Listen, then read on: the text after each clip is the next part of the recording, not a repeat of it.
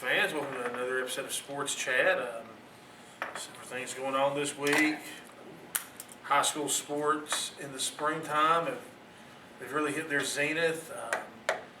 Joseph Williams had a big day up on the hill. His senior day, knocked two out of the park. You know, Joseph, he's been a real stalwart of that baseball team for the last 4 years. And it's good to see him go out in his last regular season home game with 2 home runs. Yeah, it's always nice to see somebody do well, especially on his senior night. Cranking 2 out of the park is a pretty big accomplishment. And you never know, you may go a whole year and only have 1 or 2 home runs at the high school level. You don't play a whole lot of games, and pitching is notoriously ahead of hitting for the most part. It was a good game by Joseph. He's hit quite a few home runs this year. I'm not sure his exact total, but I know he hit a couple of home runs last week, spread out over the course of the games, before he had his 2 home run game the other night. With a down note, the soccer team finally lost its first game last week. I 1-0 loss to Cumberland Gap. I tell you, Cumberland Gap got that lead and just, they basically defended, tried to keep the ball clear of the scoring zone the rest of the time. I mean, that's just what you do, and they did a good job of it. Their goalie did a good job, stopped several penalty kicks. Late in the game, Campbell County had a great shot to tie it up. Gustavos Rosas came in with a kick out of the corner and perfectly centered, perfect height. Couldn't have had a better kick. Campbell County got 3 shots on goal out of that particular kick, and the goalie just stopped everything that came his way. I mean, there's nothing you can do when the goalie keeps deflecting the ball.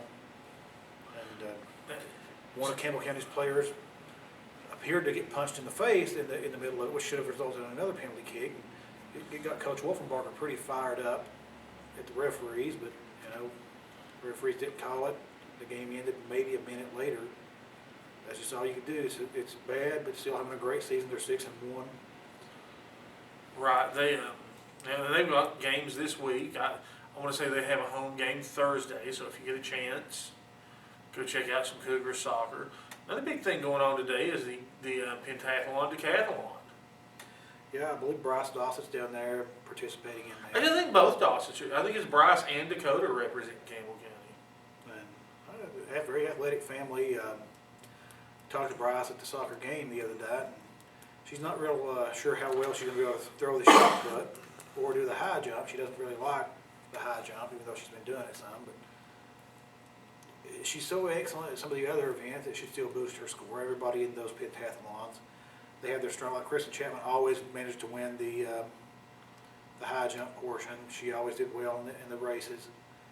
Not so well in the distance race, and she wasn't the best shot putter either because she's not that big. But she made up for it in other categories. Usually finishing the top 5. Right, and Dakota's he's an excellent all-around track. He's a really good pole vaulter. Of course, he's in the decathlon. Of course, it's double the events. And 10. I imagine he's kind of like Bryce. His probably weak spot's the throwing portion of it. Everybody has a weak spot, and you just have to make up ground in your strong categories in those events, and I'm sure they'll do well. Only 2 track meets to go before sectionals, and one of them is this coming Friday at Anderson County High School. Anderson County. It's the Dell Lake Invitational. It's a nice meet down there. As it says, it's an invitational. Not the entire Campbell County's entire team will not be participating, but a good portion of them will. I mean, you figure the ones that are going to make the state, or at least have qualified for sectionals, and have the shot at making the state are going to be the ones at the Dell Lake. I would say that both of the Dawsons will be there. I assume that probably Gracie Faulkner, Rachel Nelson will be there. They're having excellent years. A few of the girls on the 4x100 team will be there. So Campbell County get good participation. I imagine that Cumberland Gap's Rusty Probbins will be there. I'm sure he'll be there to put on his normal show. He's something to behold, folks. If you don't watch him throw, it's honestly worth going to watch this kid throw. I will be very surprised if you don't see him, maybe even at the Olympic level at some day. I feel Paul probably could have been to the Olympics, but he seems to have chosen not to pursue it any further after his college career was over. And he won the national championship in college at Tennessee in one of the throwing events. More than one SEC title. Yeah, and but he didn't seem to really do anything in the Olympics, or I'm not sure if he ever tried out for the Olympics or not.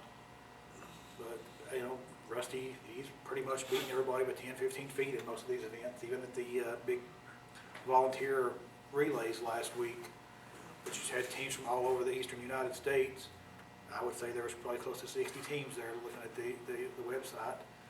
And he won both throwing events, his main two throwing events fairly handily, especially in the discus. I think he won the discus by 12 feet. Yeah, and with, like I said, with Rusty, you're always going to see magic when he's launching a weight. I'm not sure if his younger brother is in throwing. He was in the throwing events last year. I think he shifted his focus mostly to football. I know he was playing football as well. I didn't know if he continued in the throwing events or not. I mean, he was very good too. It's just, you know, you're pretty much not going to win when Rusty's there and throwing. So maybe once Rusty leaves after this year, he'll have a good shot at winning some on his own. Another thing coming up, I got the tweet today. It was on social media where Matt Price had tweeted out the roster for this year's spring practice on who's on the blue team, who's on the orange team. Yeah. It's an impressive roster. Yeah. There's 70-some kids on it, and no freshman gets to participate in spring practice. So they have 70-some kids, sophomores and up. So it's going to be a good year, I think. Good future for the program as long as the Prices are here, obviously. I think the spring practice will start in a couple of weeks. I think I think the spring practice goes basically every weekday except for Fridays. Maybe not Wednesday as well. I think actually may go on those days. And it's about 2 weeks worth of spring practice, and it'll cap off probably with a spring game sometime around graduation. I think this past year it was the day before graduation, or 2 days before graduation. It was the Thursday night before the Saturday graduation. And this year, they're especially waiting because, in addition to all the other spring sports, there's several football players on the soccer team. That gives time for all those track and everything to be pretty much over. I mean, track would still be going if you're in the state championship because I think it goes graduation weekend as well. I want to say Shayla Goins had to miss her graduation. Actually, she rushed back and made graduation. I couldn't remember. I actually talked to her at graduation. She had rushed back. So I knew that she was out in Nashville at the state meet at the time that it happened. So that's the time frame you're looking at. May, that'll be May's thing. Sectional, state champions for track, baseball playoffs, softball playoffs.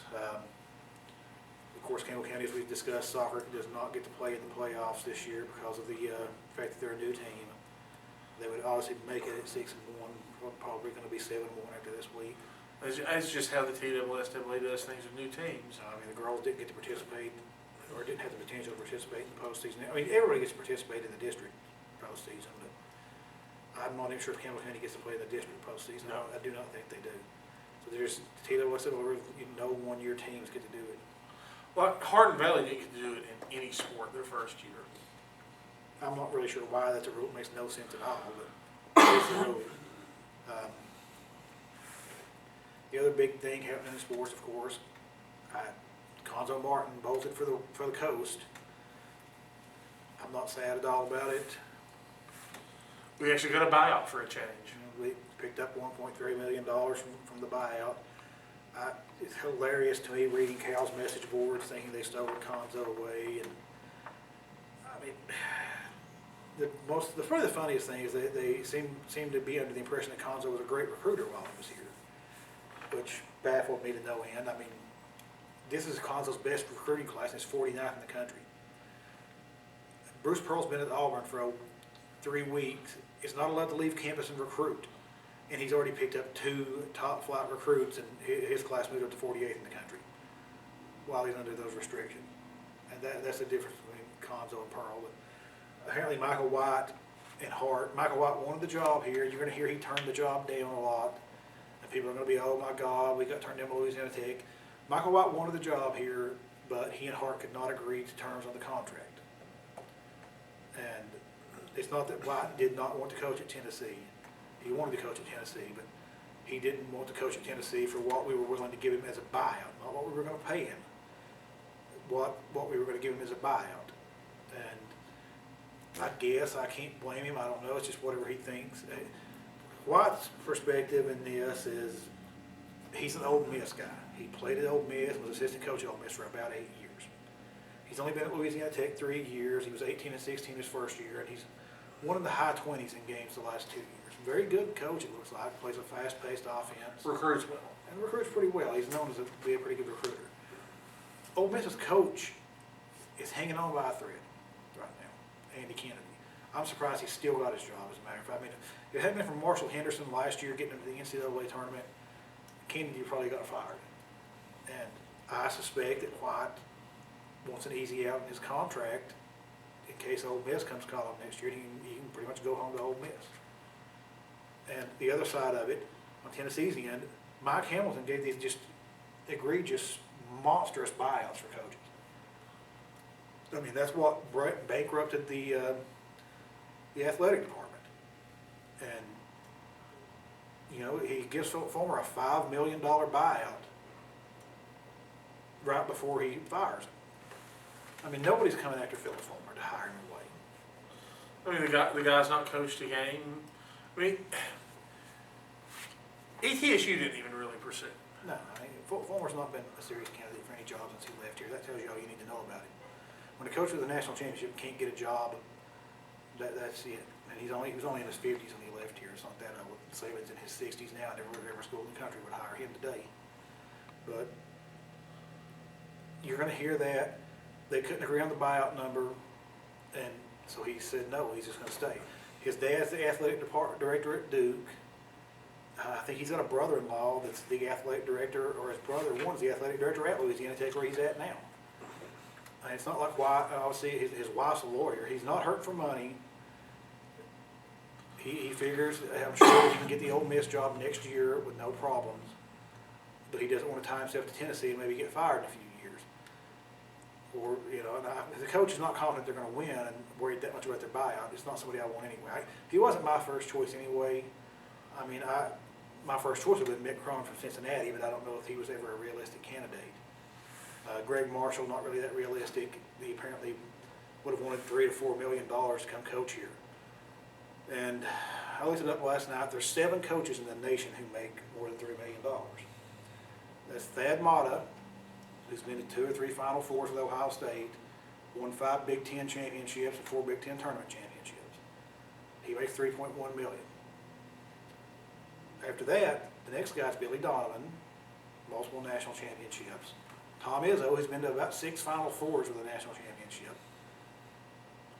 Rick Pitino, who's won 3, I think, championships, 2 or 3 championships, been to 10 Final Fours or something ridiculous like that. Coach Calipari up in Kentucky, Bill Self at Kansas, and Mike Krzyzewski at Duke. Those are the guys who make over $3 million. Greg Marshall or anybody else that we're going to hire is not in that category, not in that class. And those guys, except for Calipari, none of those guys were hired at $3 million a year. Right. They all got hired for less than that and have won enough games at their schools to get raised to that level. And the one thing that frustrates me, everybody just talks this bull crap, Tennessee will not pay for basketball. That's completely untrue. Tennessee just spent $36 million a few years ago building Pratt Pavilion and improving Thompson-Boling Arena. When Bruce Pearl left here, Bruce Pearl was making $2.3 million a season. $2.3 million a season today. And that was 5 years ago now, or 4 years ago now. Today, $2.3 million a season would be the 14th highest salary in the country. Tennessee will pay top 15 money for its coaches. All you got to do is come here and win. If you come here and win, and you're not an idiot like Jerry Green and insult the fans and everybody else, you're going to get a stay here. You're going to get raises. You're going to get paid. And people go, oh, I got to have. You know, we got to have Greg Marshall. We got to have this. Spend $3 million. Spend $4 million. You don't have to do that to win. I mean, if you do that, and if you give a coach $4 million a year, $3 million a year, and a big buyout, which is going to come with that, and you don't win, you sunk the program. Oh yeah. Even worse than it already is. I mean, you're just dead in the water. And the other thing about UT supposedly only having this $1.9 million reserve, and they do.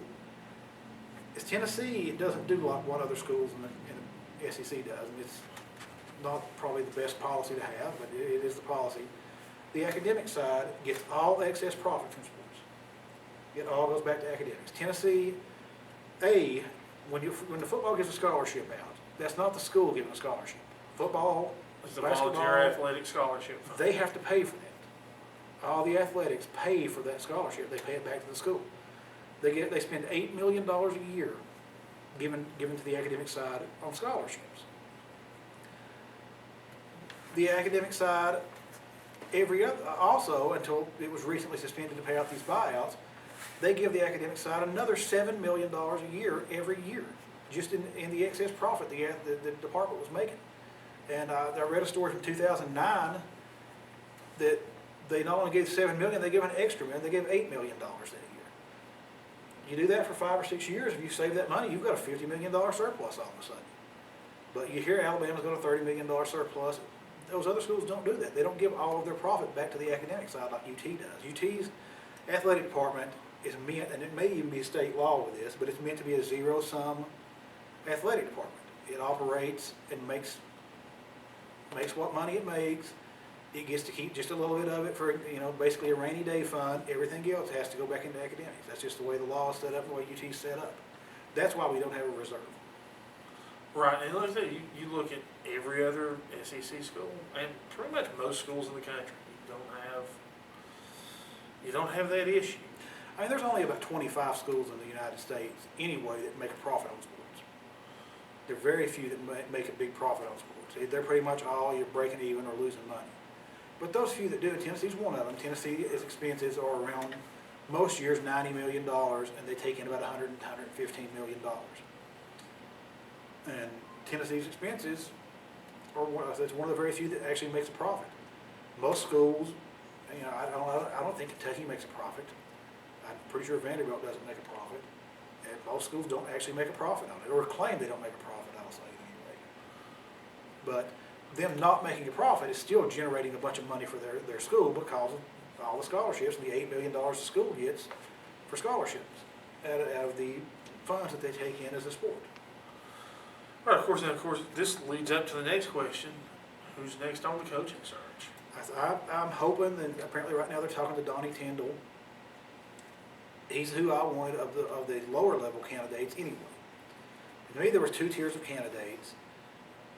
I mean, Shaka Smart, you can say what you want, he was never coming here. The guy turned down $3 million to go coach at UCLA last year. He turned down $3 million to go coach at Marquette. He's happy where he's at. He's not leaving VCU anytime soon. If he does, I can't imagine what program it's going to take to get him, but he just doesn't seem to want to leave. So you had the Greg Marshall thing. Greg Marshall was a good coach. He was a 1 seed that got beat in the second round of the tournament this year, but he did get to the Final Four last year. But he's not a coach that's going to be worth $3.5 million, whatever it takes to prime. I mean, he makes almost $2 million at Wichita State. He can stay there forever and be the king of the world. Plus, Tennessee turned him down twice when he interviewed, so I feel there probably maybe some bad blood over that. Because when he was at Winthrop, he could not get this job to save his life. Thank you, Doug Dickey, and later Mike Hamilton. But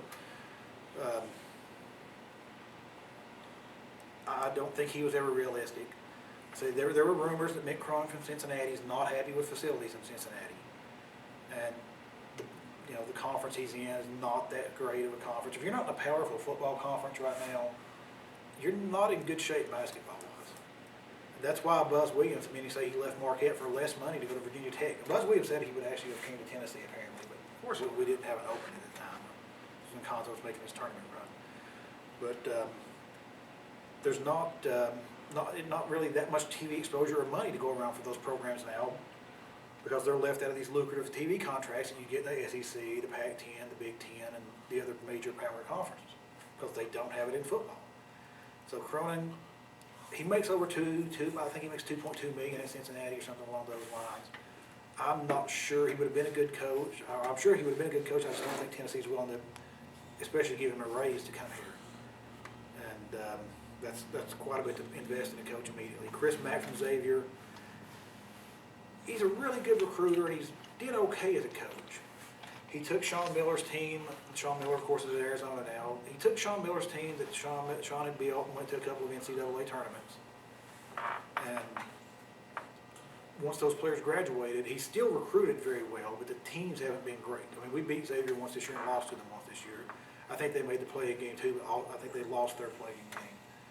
But, I mean, he did that. He had like 5 or 6 4-stars and a couple of 5-star recruits on that roster, and still really didn't do any better than a lot of teams did with him. So I'm not sold on his coaching ability. He's a great recruiter. Otherwise, like I said, this next tier down, it was Archie Miller, who made the Elite Eight. Would have been a good, potential. Michael White, who apparently we tried to hire and just couldn't get the contract worked out. And like I say, they're talking to Donnie Tyndall now, who, in my opinion, is the best of all those guys. Tyndall's coached for 9 years total. He has 200 wins. That's 22.2 wins a year on average. He took over Morehead State. Morehead State was 4-23 the year before he took over. And they had only won 11 games the year prior to that, so in 2 years they'd only won 15 games total. By year 3, he had won 20 games, had him in the NCAA tournament. In year 4, they won 24-25 games, but lost in their conference tournament, so had to go to the NIT. Year 5, they won their conference tournament again, won 25, 26 games, and they beat Rick Pitino's Louisville team in the NCAA tournament. And, that's never easy to do with Pitino. He, very, very good coach, but they managed to beat them. He's then went to Southern Miss the last 2 years. Now, Southern Miss had went to the NCAA tournament before he got there, but their head coach left for another job, Larry Hugh Stacy. Southern Miss had 5 seniors on that team. They all graduated. 3 of the juniors on that team transferred. So that was 8 players gone. There's only 13 players on a basketball team. The team was gone. He had to rebuild completely and get his own roster in there and start basically over. Southern Miss had went 23-9 that year and made the NCAA tournament. They had the 26th RPI in the country. Tyndall came in. He won 25 games. He went 25-9. Had the 27th RPI rating in the country. His offense improved from something like 75th in the nation. His offense was 31st in the nation in points per game. The defense went from like 112 to being about 80th in the country. Massive improvement on every aspect, but somehow I don't know how he didn't make the NCAA tournament with that team. Then this past year, Southern Miss finished 29-7, and they finished 33rd in the RPI, which was, I want to say 12 or 14 spots ahead of Tennessee, and didn't get an at-large bid.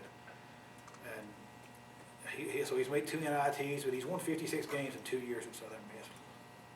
Yeah, and that's one of those conferences, if you don't win the tournament, you're not getting in. It's very odd. I mean, to me, Conference USA, it's above. I mean, he wasn't in one big conference in the Ohio Valley, and I say he won his conference championship twice, and the conference tournament championship twice there.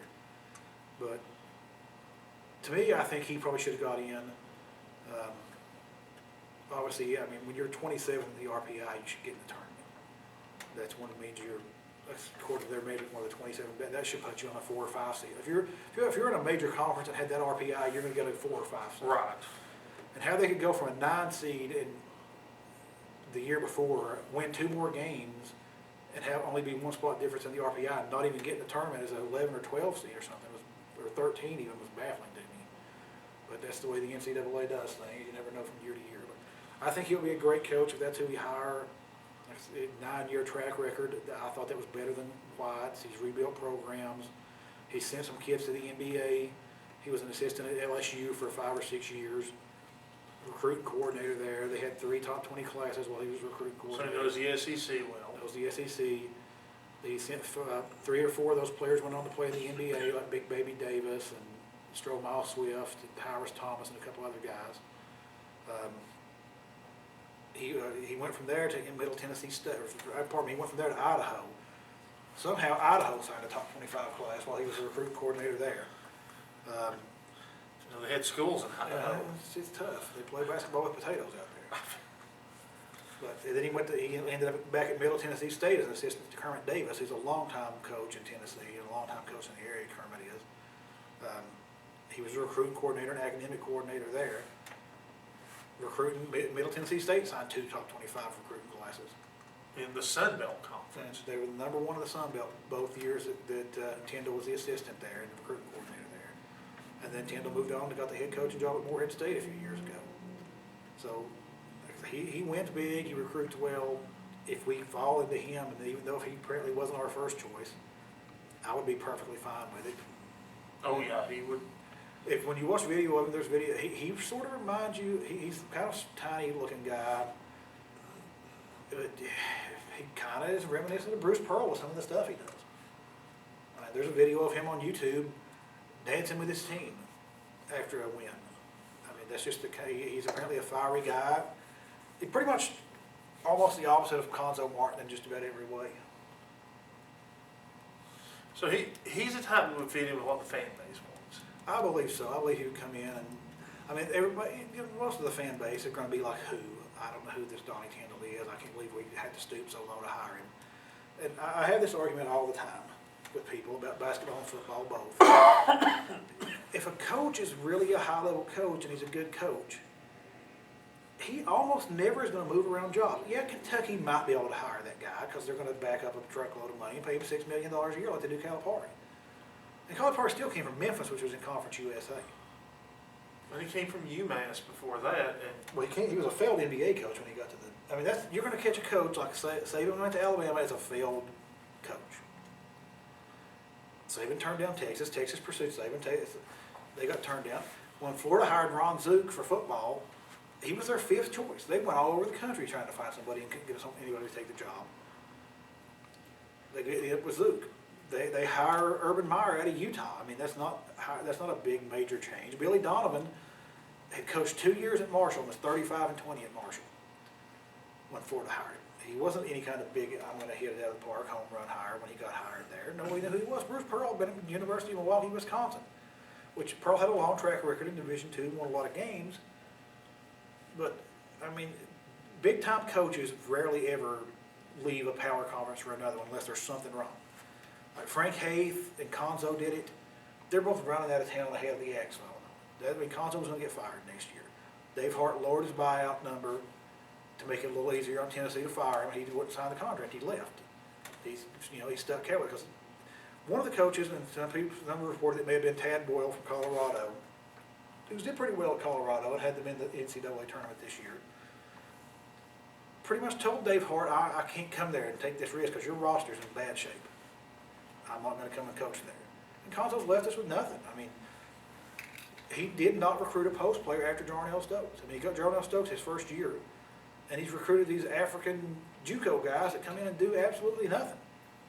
I mean, I think, I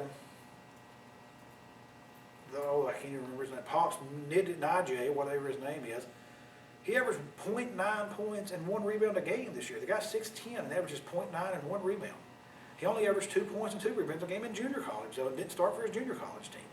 That's the kind of guys Conzo recruited for the post. He may be our starting center next year. That's the kind of shape that we're left in. I mean, Conzo recruited these 6'6" to 6'9" skinny guys that would run up and down the court. That's what they're built for. Conzo plays a grinded out half-court style of basketball. No idea why he recruits those kind of guys. I mean, we got a freshman coming in who's got some pretty good size, but he's a freshman. I mean, when you sign some guy in year 1, you can't wait till year 4 to sign another guy to fill his spot. It's not good, and that's what he's left us with. That's why he left. Frank Haith, the same at Missouri. Frank Haith's probably going to get fired at Missouri next year, so he left and took the Tulsa job. And Missouri's looking at a Division II coach right now, last I saw, from Central Missouri. Probably be a pretty good coach for him, but who knows? You just don't see those big moves unless it's like Kansas to North Carolina. Roy Williams went home.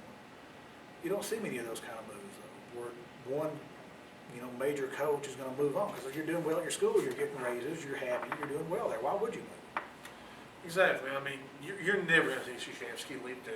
No, I mean, he's almost 70 years old. You're never going to see probably Donovan leave Florida at this point. Donovan briefly went to the NBA for like 25 minutes, and then he backed out and went back to Florida. I can't imagine him going to another college. I mean, he might, because he's only 48. It seems like he's been coaching there since he was like 30 years old. On the upside, we will get to see Calipari leave Kentucky at some point. Yeah. Calipari eventually will probably leave Kentucky. You'll know what's going to happen when he leaves, because that's when the NCAA will be coming. North Carolina, Roy Williams will retire out of North Carolina. Jim Boeheim's obviously going to retire out of Syracuse. And the other big thing about these big programs like that with those tenured coaches, Krzyzewski, they say that he's probably got his successor picked out, and he's gonna pretty much name him as the coach when he leaves. Roy Williams, probably the same thing. Jim Boeheim's got a longtime assistant coach that has been basically assured that job whenever he retires from Syracuse. And those jobs don't come open very often. And Kansas got Bill Self from Illinois. Illinois is a pretty middle-of-the-road job, about on the level of Tennessee. And it's Kansas, though. It's one of the top 5 programs of all time. But, so it doesn't happen often, and if it does happen, like Frank, like I said with Hayes and Martin, it's because the hammer's about to fall. This is twice Hayes did it.